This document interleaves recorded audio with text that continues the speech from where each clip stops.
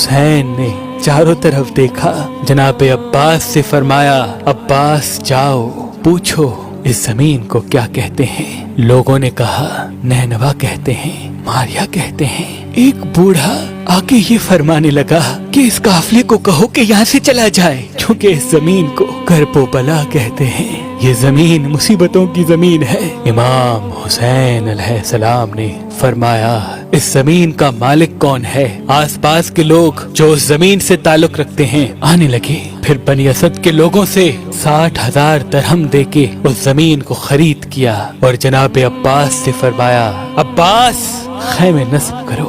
یہ خبر جب یزید اور ابن مرجانہ تک پہنچی کہ ہماری فوج کا سالار حر امام حسین کے ساتھ ادب سے چل رہا ہے، یہ کیسے اس کو قتل کرے گا، تو عمر بن سعد اور شمر سے کہا کہ جاؤ ہزاروں کی فوج لے کے حسین کو چاروں طرف سے گھیر لو اور حر کو اپنے عہدے سے